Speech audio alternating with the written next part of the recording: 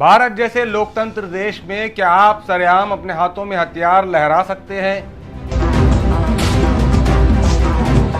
क्या आप किसी धार्मिक प्रोग्राम में अपने हाथों में तलवार, चाकू और तमंचे जैसे हथियारों का शो ऑफ कर सकते हैं?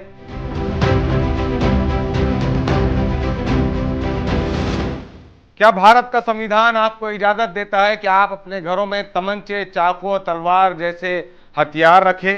अगर नहीं देता है तो फिर ये सब क्या है?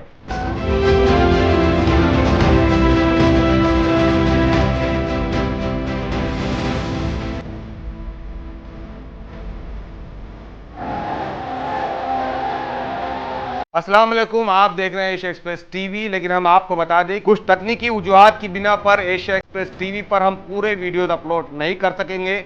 इसलिए हमारी आपसे दरखास्त है कि हमारे इस नए चैनल को आप शेयर करें, सब्सक्राइब करें, ताकि वो खबरें हम आप तक पहुंचा सके जो गोदी मीडिया आप तक पहुंचने नहीं देता। वक्फ कानून के विरोध में देश में मुसलमानों ने काली पट्टी बांधकर अपना विरोध जताया तो पुलिस ने उन्हें समन भेज दिया। सड़कों पर आधे घंटे की नमाज अदा करने पर उनके खिलाफ कार्रवाई की धमकी दी जाती है। लेकिन अब वो पुलिस कहां है जब हाथों में लहराते हुए हथियार दिखाई देते हैं?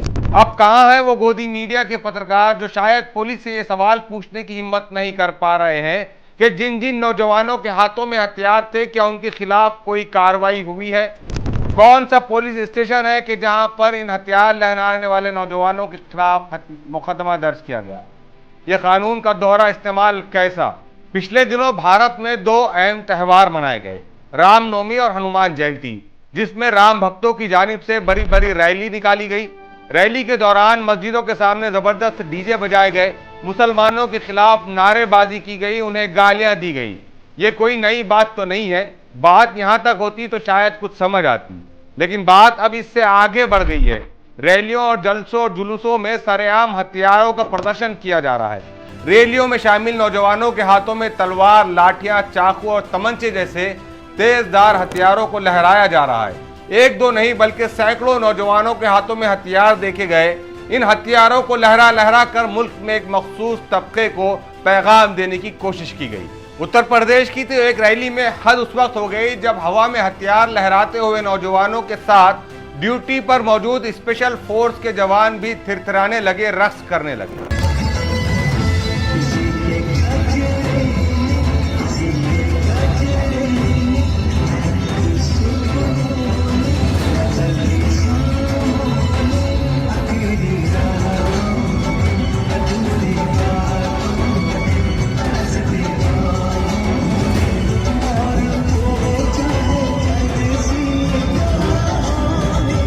इन सब विजुअल्स को देखकर अंदाजा लगाया जा सकता है कि भारत में हथियार कल्चर कितना आम हो रहा है।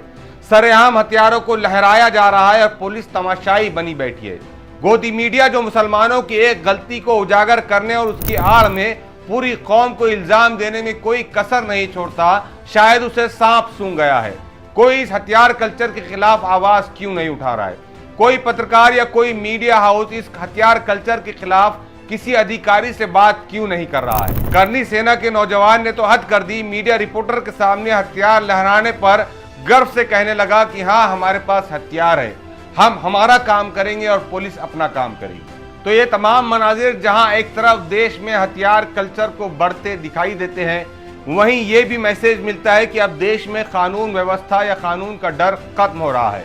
जो जब चाहे जहां चाहे न सिर्फ हथियार लहरा सकता है बल्कि उसे इस्तेमाल करने में भी कोई आड़ महसूस नहीं करता। देश में बढ़ते इस हथियार कल्चर पर पुलिस की खामोशी नौजवानों को और हौसला दे रही है और खुद पॉलिटिकल इंटरेस्ट के लिए नेताओं की खामोशी न सिर्फ इन नौजवानों के फ्यूचर को तबाह कर रही है बल्कि देश को अंदर ही अंदर खोखला करने की तरफ एक बढ़ता हुआ कदम है। और इन सब से बढ़कर उन माता पिता यानी माँ बाप को होश में आने की जरूरत है जिनके बच्चे नेताओं की तरफ से दिए गए नफरत के पाठ पढ़कर अपने आप को तबाह कर रहे हैं। तो ये था मुल्क में बढ़ते हथियार कल्चर से मुतालिक एशिया डिजिटल का एक अहम अपडेट। हमारी आपसे दरखास्त है कि हमारे अपने नए चैनल को यानी एशिया डिजिटल को आप सब्सक्राइब करें, शेयर करें और अपना कमेंट जरूर लिखें। शुक्रिया।